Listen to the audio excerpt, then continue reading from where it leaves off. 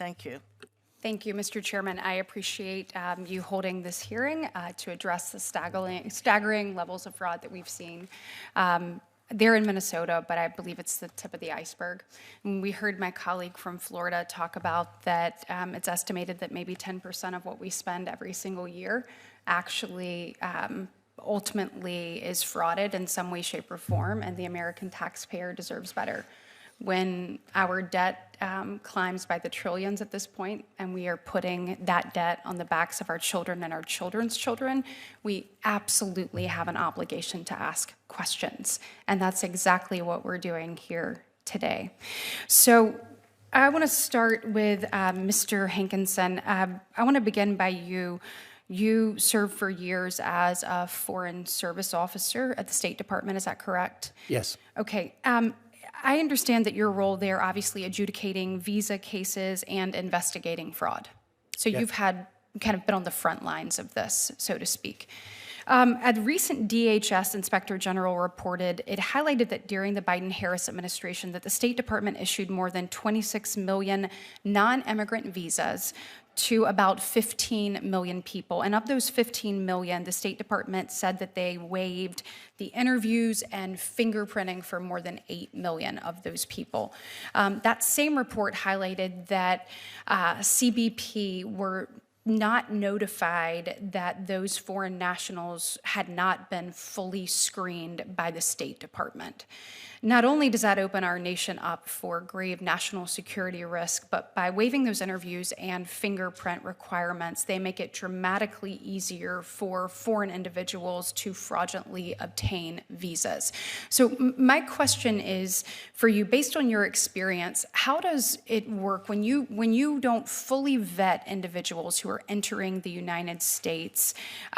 How can that, or how does that ultimately lead to fraud, and how can future administrations make sure that we are fully vetting and that we're actually, crossing every T and dotting every I, and what is the end result of that?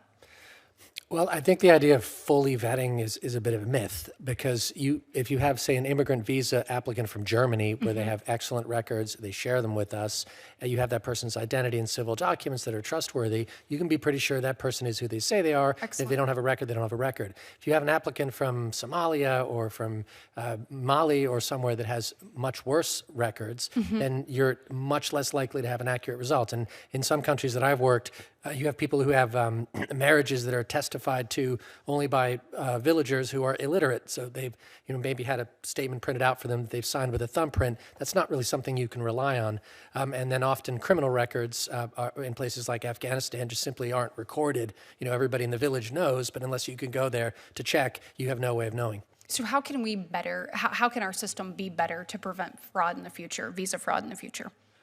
Well, from my perspective, if in doubt, you don't issue. You want to make sure that you know who it is, that they are who they say they are, and that they don't have a criminal record or any other ineligibility. And if you can't be sure, then you simply just don't issue that person a document. And Mr. Linderman, do you have anything to add to that?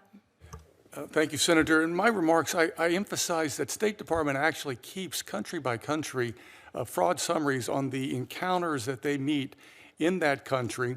This is an unclassified document in which you will find for Somalia, Nigeria, name the Mexico, name the country, a collection, a very deep dive into corrupt practices, fraudulent documents, and other information in which American diplomats, consular officers encounter fraud.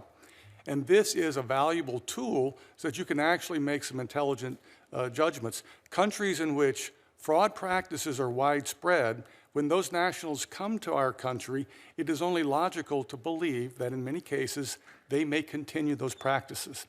And so I would say this is not a judgment based on race, ethnicity, or whatever. It's based on facts.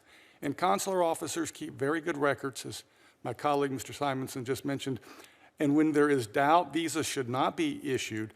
But there is a holistic approach that we can do as well. We can turn to a government in which a foreign government in which it basically condones corrupt practices and say, we will hold you responsible for this, foreign government. We will stop adjudicating visas in your country until you clean up your own documents, you clean up your other corrupt practices. Yeah, demand better. Let me ask real quick, Mr. O'Brien, We've discussed the topic a lot, particularly in the last couple of weeks, about sanctuary cities.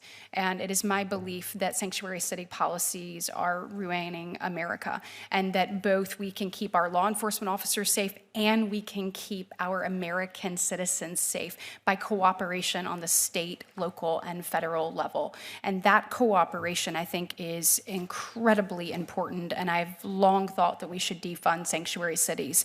Obviously, there's a public safety risk, which I have just hit on, but can you discuss how those same policies enable individuals to actually defraud American taxpayers?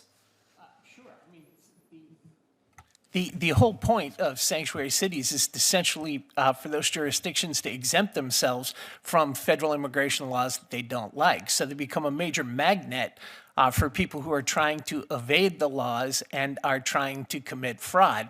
And I think one of the things that is perhaps not necessarily digested by the American public is that if you are here illegally, you have to commit fraud in order to accomplish anything in the United States, because you can't work without appropriate documentation. You can't open a bank account. You can't operate a motor vehicle.